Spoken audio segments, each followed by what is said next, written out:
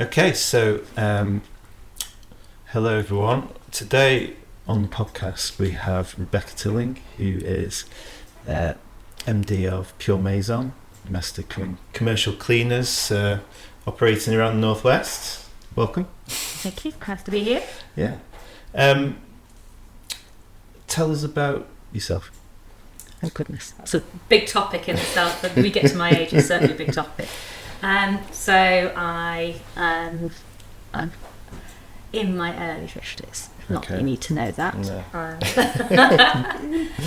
And I've been in business since I was 21. I took my first management team role at 21, but I have been working since I was 13. So did all my working in the family business at 13 and worked through and took that role when I was 21.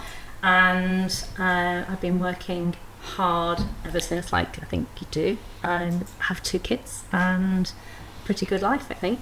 But Amazing. So you were at when people say they started work at 13, you think, well, up a chimney or down the mine? Pretty much. Yeah, pretty much up a chimney. So yeah. What was the family business? So it was garden centres. So it was very much working behind the till, meeting customers, stacking shelves, doing everything that you would expect. And yeah, a lot of experience going very, very young and how to be with and around people, which has carried me through, I think, for most of my life. And joyful experiences and some not so joyful experiences as a consequence. And I suppose learning how to communicate with people and seeing how a business operates in the background as well, it's all very helpful, isn't it? Yeah, and certainly being in a retail environment, it's intense. There's no place to really hide, so you're constantly in the forefront of people, and it's a really good place to learn how to run a business. Yeah. Because it's instant feedback. You don't get to have to wait for an email to come in a week later. You know very early on whether you've pleased somebody or disappointed somebody. So it's a great learning. Yeah. And so Puremaison, how did that come about? Long and convoluted. Effectively, I sold the business that I was working in prior to Puremaison, and had 2 small kids. Right. And needed to find a way to manage life with the 2 kids, and took a view that actually did a load of research. I just finished a master's degree, so I did a load of research, a load of background looking at various industries, and knew there was a niche in the market in the area that we were for a really good cleaning service. And we started with domestic because it was something I could manage around the kids initially, but it was always started as a big business. So from day one, we had all the processes in place you'd expect in a professional business, and the way we recruited was very much the same, and the whole structure was really put in, knowing that very quickly it would become something more than just a cleaning service for a few people. And so that's how it really started, was to give me a little bit of freedom to look after my kids, but also knowing that I was building something for the future. Sure. I love that story, how we had Emma Boyle, a photographer, on, and it came. She got into photography around the kids and built the business from there. It's amazing the stories that you hear about people starting businesses. Well, I'd worked in big businesses as well. I mean, I'd been an area manager for a really big company, and I'd been looking after really big retail business at the board level. So travelling a lot and going in and spending a lot of time away from home. Right. And I knew that I didn't need that and didn't want that. So for me, it was very much about just cutting my cloth and saying, what does it do that I need right now? So Puremaison came out of the back of that. We knew that very quickly we'd move to commercial, but the domestic was a really good starting point and a really good learning tool as well. Right. Because again, it's more personal. It's definitely more personal, so people know and they tell you when you're in their home whether they're happy or not. So it's not much of a difference to the retail experience. So you learn very quickly how to apply your trade. Were you really hands-on early doors? Yeah, for the first 3-4 months I was out pretty much every day doing the job. Right. But very quickly I got to the point where I couldn't do the job and run the business. Yeah. And so after about 3-4 months, I stopped and became office based. My colleague Bev, who was working with me as well, she lasted another 2 months in the field. Right. And then the two of us were then in the office running the business. Sure. Which was fabulous, and the team just grown and grown from there. I imagine it's a business where if you do a good job, word travels far and wide, and people have friends around for dinner. They go, "Wow, your house looks good." Go, "Oh yeah, we should try these guys." It's very much. I mean, we did advertise initially, but the biggest chunk of our client base came from word of mouth, and still does to this day. Okay. It's very much word of mouth. And if people are comfortable and feel secure with your team in their house, yes, they're willing to talk about it, because that's not necessarily the experience that everyone has. No. And we're also quite hands-on in talking to our customers, so they have a personal relationship with us as well, which also helps, because again, we're at the end of the phone, and we are a bigger business, and that means we can be at the end of the phone, and we can be there to support the customer and the staff. My sister tells me that her cleaner makes a bed for her. I'm like, how did you get that? I said, well, just offered one time, and then it became a thing. And I was like, but that was a communication with us, saying, well, is there anything we could do more that you would like, and we've got time for, and we'll do it. And it is, and in our business, it's not, particularly on the domestic. I mean, commercial's a different kettle of fish. But with domestic, it's not a one-size-fits-all. No. We very much tailor-make every service around the client. So if they want us to wash and iron for them, or they want us to put away the shopping, or they want us to make beds, or all sorts of weird and wonderfuls. But very, very much about supporting them and making their lives easier. And for me, that's what we do, and what we do really well is understand them. So yeah, and staff are good at that too. Good. So you built up the domestic side of things. And then how did the commercial part of the business come about?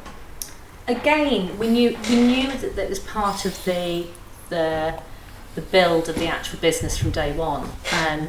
But realistically, it started with word of mouth. We had customers who wanted us in their businesses because they were not getting the same sorts of service. So in terms of our customers now, a lot of our commercial customers are the sorts of people who would be our domestic customers. So they see the problems that are in their business, and they want them gone. And we're really good at sort of going in, understanding their problems and making them go away. So the commercial side of the business has really come from word of mouth again. And that's joyful, because it means you're already going into a relationship where somebody has a level of trust. And that makes it so much easier to have really honest conversations from day one about what it is that they want. And sometimes you have to be really honest about what you can actually provide as well. So it's the commercial business really came out of word of mouth. Some of it's advertising, but the vast majority, like about 90% of our commercial, has come through word of mouth.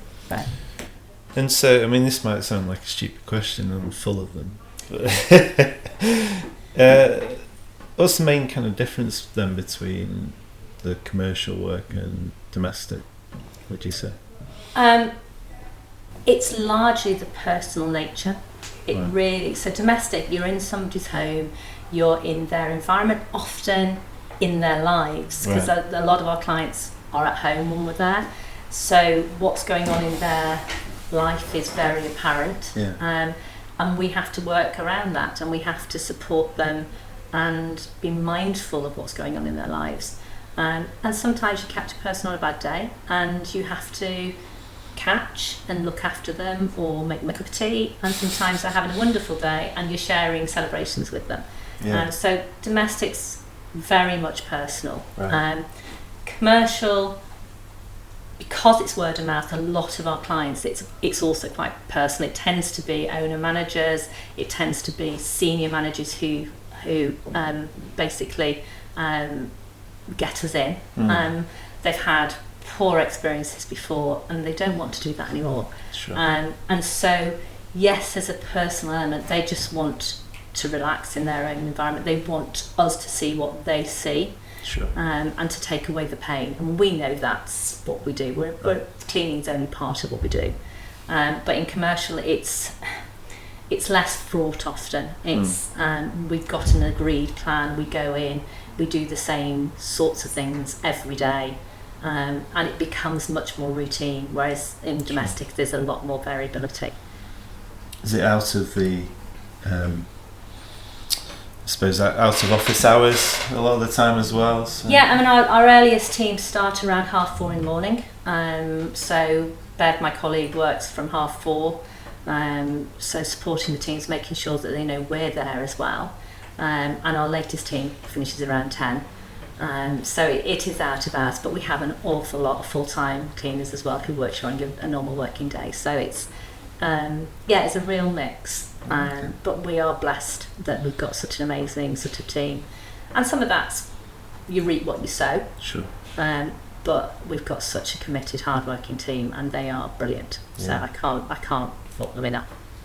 When it comes to commercial, I suppose there's some businesses that have to comply with levels of cleanliness for their whatever they're doing, what production or perhaps it determines how many products they sell or anything like that. How does those conversations come about for you?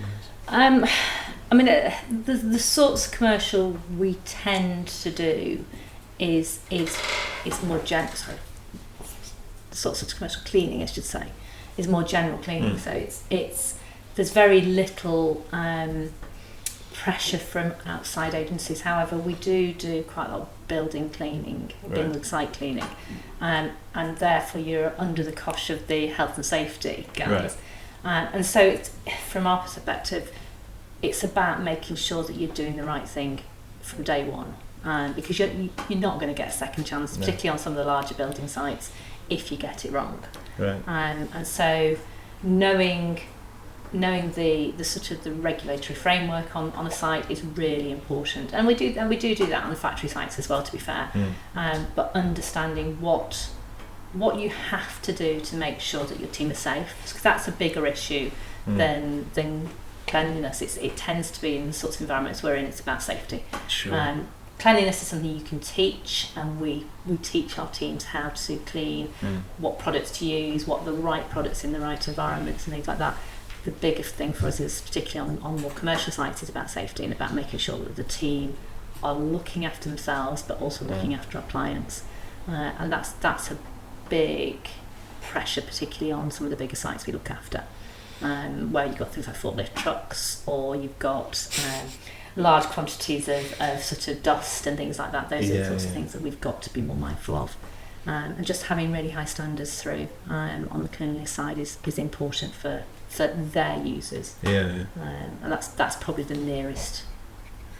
Do you have to be careful? Are there any considerations, I suppose, with the chemicals that you use or the products you use at all? With most of our products we now use are very low chemical base, if any at all. So we have products that are basically microbial rather than chemical based. And the positive for us is it takes away massive risks for our staff and massive risks for our users of the facilities. So if you've got emphysema or breathing difficulties, quite easily, a lot of the chemical based products were a risk for skin allergies and things like that, whereas we've moved very firmly away from that, and we've been looking for really good effective products for quite some time. We've now got a couple of ranges in the business where we are really confident about the cleaning ability, and we can give it to the team without actually worrying about their long-term health and well-being as well, which is brilliant. What was COVID like for you guys? I was thinking, when you were talking about most, domestically, there were a lot of clients that were at home while you're working.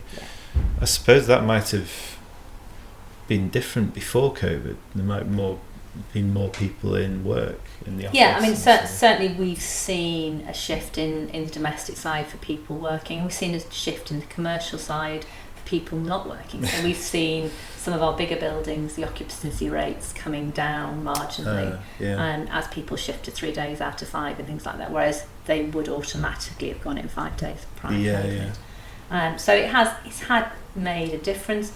It's made a difference to us. We learned a lot in COVID. To be fair, we shut down the vast majority of the business because people don't want you in their homes, funnily enough, when there's a major virus. So a lot of our business shut down, and a lot of COVID was spent around understanding the virus and understanding how to keep those members of staff we couldn't keep out. So we had people looking after old people's homes and shared accommodation for people at high risk.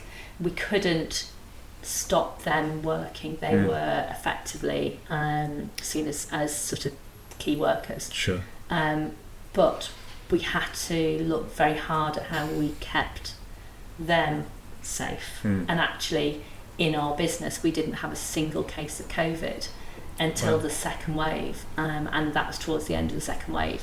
And largely because the framework we put in was so tough, but it gave us a real learning about transmission, about how things can easily just turn on a coin, and so you have to be on it.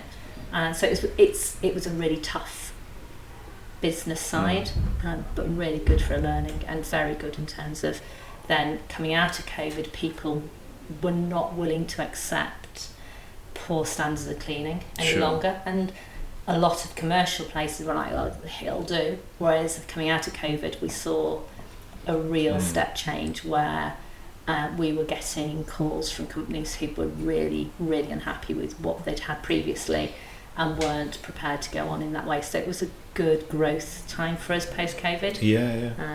Taking on new business. It was really good for us. It's fascinating to hear how businesses that survived that time actually used it to learn, and post-COVID are stronger for it because of the things they put in place, the processes and the way of working, and staff are happier and all that. Absolutely. And we transitioned a lot in COVID. There was things that we were just accepting of pre-COVID that we wouldn't be accepting of now. It was a massive learning curve, and it's been hard for us. We're a people-based business, so we are almost exclusively wage-based. And so coming out of COVID, we were not financially in a great position because you were paying wages with no income. So that was hard, but we're in a really strong position now because of that. Financially, we've pared down, we've made sure that we are as efficient as possible, and that's been brilliant for us. And it's actually made us a better business because we're more in contact with our people and our customers than we were pre-COVID as well. We've taken a layer of management out, and that's meant we have a hands-on approach, or more hands-on approach to our clients than we did. Be closer to them than ever before. Absolutely, and that's been magical. That's been really magical. So moving on from that, what would you say the main challenges are for you guys on a day-to-day basis? I think realistically, I mean, I said to you earlier that the vast majority of our, particularly our commercial customers, but also our domestic, come from references. We know that gets harder the bigger you are, because you have to work harder at making those contacts and those connections. And so for us, the big challenge is making sure that we get in front of the people who want to take on a quality service. And so it's about getting those contacts and getting out. So a lot of what I'm spending my time doing is being out and about and trying to meet new people and really bring in those people who know us, have that level of trust already, and want us to come and pick up and look after them. So for me, that's our biggest challenge, I think. I found growing the business that you build it on certain principles, and then you step away from the kind of hands-on approach, and the people you bring in obviously don't have the same feeling, or because it's not their business. Recruiting those people and finding out their characters, I found really important. No, absolutely. For the relationship with clients. It is, and I think we're quite clear that we're a regional business. We're not a national business. That's a decision that both Bev and myself made from day one. I don't want to be more than about 20 minutes away from my clients. We'll accept sort of half an hour, but we're in the northwest. That's a lot of clients in our area. Exactly. And for me, the less time I spend going up and down the M6 or sitting on a train or whatever, the better. That means I'm there for my clients. And so and it's one of the learnings from COVID. It's very much, we have to be there, we have to be responsive, we have to be communicating. Sure. And so yes, growing your business makes that harder, but what we tend to now do is put a line of people in below that level, who then are doing the day-to-day admin, the process management, so that we can just focus on people. Sure. And that's the big win. Yeah. And I suppose that gives you the difference between yourself and a nationally business that covers the absolutely. I mean, we absolutely know our customers, but more importantly, we absolutely know our staff. I know, and Bev knows, who's my ops manager, what's going on in their lives, what their pressures are, what is likely to be a real issue for them coming up. It may well be that we've got childcare issues coming up over Easter holidays. Right. By knowing our team, we can mitigate those risks for our customers. Sure. But also it means that when our team needs support, we're there, which means we keep incredible people because we're looking out for them. So it is, as a business, I can't stress enough that this is a people-led business, and it's got to be at both ends of the scale. Well, once you find good people, you don't want to lose them, do you? So. Because in the market's so tough at the moment, and we know a lot of our sort of competitors are struggling to recruit and struggling to retain, and we're working really hard not to have that problem. Yeah. What would you say looking at the business and the industry and the day-to-day stuff, do you see any challenges in the future for yourselves in the industry and the business? Yeah, huge ones. The UK is really starting to address the wage levels in the lower level of the market, and that means that minimum wage and living wage has gone up by 10% this year. It was nearly 10% last year.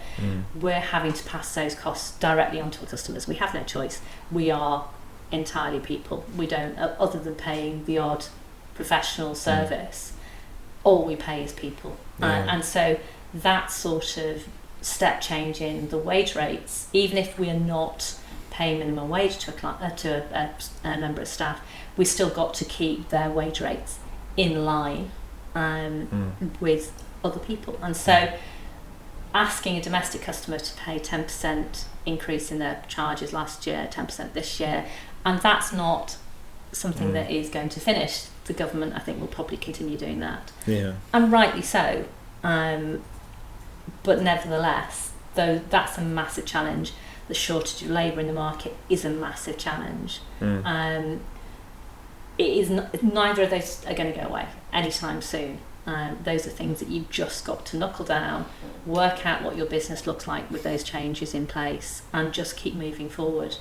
And it will squeeze some of our business, and it will allow us to grow other bits of our business. And that's the reality. And you just have to have honest conversations with your customers and say that's where we're at, and that's what's going to happen. And as an industry, we're all in the same boat. Sure. And so that's the big pressure, and it's going to continue. It's going to continue indefinitely, I would think. So you've just got to be really good at those sorts of things, looking after the people. Sure. I suppose you'll what you find with those things is that, and we always say with AI and creating content, that you're not really in competition with the kind of the really bad companies. You're in competition with average, you're average content all the time, but the good service and the good companies always come out of it well, because everything else will at some point be found out. And I think that's really, really important. And like any business, you make mistakes, but you've got to put your cards on the table, say you've got it wrong. And actually customers are really responsive to that. They know that people are not imperfect, or not imperfect, or are imperfect, I don't know. But they know that, and so handling that is really important. But I think your point about AI is also quite important. So as an industry, there's a move towards robotics and co-robotics. So things like robotic hoovers are starting to become a thing. Right. Okay. And those things will help a little with the pressure. But for a lot of our environments, they're not within reach at all for some time. So there are good things coming along from that side of things, but not just yet. Be some good clips of cats taking a ride on robotic hoovers around the office, and good social media content. Absolutely perfect. Not sure it's necessarily the message we want. There's also I feel like a need. People are crying out for a bit of humanity as well, and the more we separate from it, the more people really want it. And so if you give them that and communicate well, like you say, my last job before I started this business, a lot of it was a software business, and a lot of the clients weren't happy. And half the trouble was there was like 18 different versions of the same software, and they were trying to reduce that, but no one was telling the clients. And they were all getting ready to leave until I came in and started to talk to them and give them clarity about what we're trying to achieve, and they were able to see reasons why, and they're like, we're fine with this. If someone had just talked to us about it, it makes a massive difference. Definitely, people are very reasonable most of the time. They are, and you know what, if they're asking for something, they've got to be prepared to allow you to get on all that journey. And for us, particularly taking a new client, that first 3 months is exactly that. It's about making sure that they understand what the journey is that we're taking them on.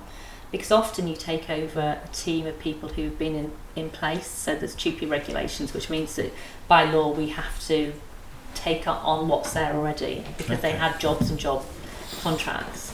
And often those people are not necessarily the best person for the job, or they haven't had the investment in them that allows them to do a really good job. And so by talking to your customers, saying, well, actually, this is where we're starting from, this is what we see as a trajectory.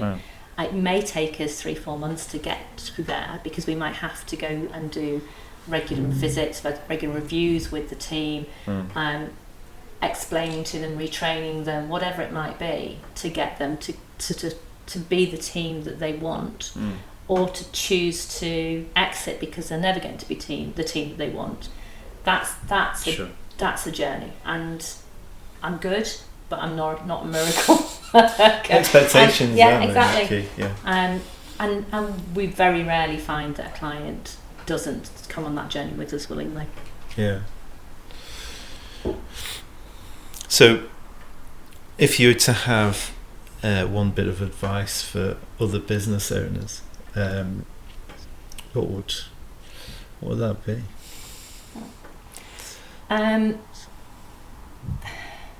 I think do your research. Yeah. Understand what you think you're going to be doing. Certainly if you're in new business particularly. Really do talk to your friends, talk to your family, make sure that you get lots of opinions, but don't necessarily take them. But have a view, and then when you commit to something, commit to it wholeheartedly, but don't be afraid to move and change and flex, because what you think might happen might not. And certainly in our business, as I said, we started domestic, we knew that we were going down the route for commercial, but we weren't sure when, and we weren't sure what sort of commercial, and we knew what domestic would look like because that was well researched. And we have made lots of mistakes along the way, and I'm not scared of mistakes, and I think that's a really important piece of information or piece of advice, is don't be scared of making mistakes, because they are massively good learning experiences. And you, as long as you're flexible and you don't just keep hammering down the same mistake road, that's, for me, that's massively important.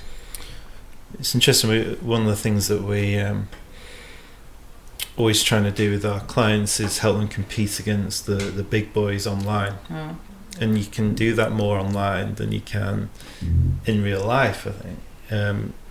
In your area of business, there's a lot of bigger companies, aren't there, that try and, it's what's a really it like mature competing? industry. Yeah. It's a massively mature industry. So the winners in this industry are the big boys, and all those people who have a really clear niche vision. Right. The guys in the middle are going to be bought up by the big boys if they're any good. That's inevitable. That's what happens in every industry. You have to look around the retail environment and you can see that's the situation. Look around any mature industry, that's the situation. We are in a similar situation, that we are often competing with very big names. And actually, there are clients who will always want to go for the big name, gives them assurance and surety. But there are clients who are fighting really hard not to. And actually, nowadays we tend to go less and less against the big names, just because we're getting a reputation, and as I said, it's a reputation that takes us into new environments. And so, the big names are out there, but I tend not to quote directly against them nowadays. And if you were to start up, one of the questions we ask is, if you were to give someone some advice to start out in your industry. I was thinking this and thinking, well, perhaps we don't want to give advice to that, because there's advising potential future competitors, I mean, it's tough out there. It's a really tough industry because it's mature. And my advice to anybody thinking of starting up a decent sized cleaning business, forget about the guys who want to just do it around the childcare full stop and it suits their lifestyle. If you're really seriously thinking about setting up in a cleaning industry, and to some extent facilities management of any sort, think really carefully. It's a volume business. You have to generate volume to have enough to cover your overhead costs. It's not a high margin business. It's about people. If you're not a people person, don't do it. Just don't. So my advice is really just think really carefully. There are lots of great business opportunities out there. Running cleaning companies is a tough gig in the economic environment we're in, but it's also incredibly rewarding. I mean, it's changing our customers' lives on domestic, and we do. I mean, we can go into a domestic environment and change someone's fundamental relationship with the world. And it sounds really grandiose, but it isn't. It's simple things that make massive difference to people. That's so rewarding. Going into a commercial environment and going, oh yes, I can see why you've got a problem. Here's what we can do about it, and delivering that and seeing the difference it makes to their team particularly, but their customers as well. But mostly their team. To have people jump off forklift trucks and come over and go, are you the cleaning manager? can I tell you how important this has been and how amazing this is? They've got no buy-in to do that. They don't have to get off that forklift truck. Their job is nothing to do with us and nothing to do with the cleaning. But to have that, for me, is incredibly rewarding. Having the customers saying to me on commercial, it's all lovely and fantastic, is great. But to have somebody completely unrelated to the transactional relationship we've got come off and say how good our team are and how good the quality of their environment has improved, massively important for me. Someone that doesn't need to say anything, but you've made a real difference to their everyday life because of the work you've done. Yeah, and it's simple things. If you're not people orientated, that won't give you joy. That's what I get joy out of day in, day out. Yeah. Now, this question I know the answer to from what we've spoken about, but how do you look to measure success for your business? Yeah, you do. I could say it's the bottom line. The bottom line is important, but it sounds really philanthropic, but I mean, I just love the fact that we have good people who often in their lives have got nothing. We are a minimum wage type business. We're at the lower end of the market. We are taking people who have been working for 30 years and has never had a Christmas present off their employer, and we're taking them and we're giving them really good working environments. I mean, they're tough environments. Cleaning other people after other people is tough. We're giving them good working environments with customers who respect them, and that's a big win for us. Who take them to their Christmas parties and do things for them that they perhaps never had done. And it does sound incredibly philanthropic, but you then see how much that makes a difference to those people. So they have to go out to work, they have to earn money to keep their family, but to give them a really positive working environment is massive. And that just plays to all our wants and needs, I think. So yeah, the bottom line is important, but actually having those really sort of intimate moments with my team where I know that they are loving what they do is massive. Fantastic. Well, I think we've come to an end. It's been great talking to you. Thank you so much for your time and coming on. And Thank you. How do you finish a podcast?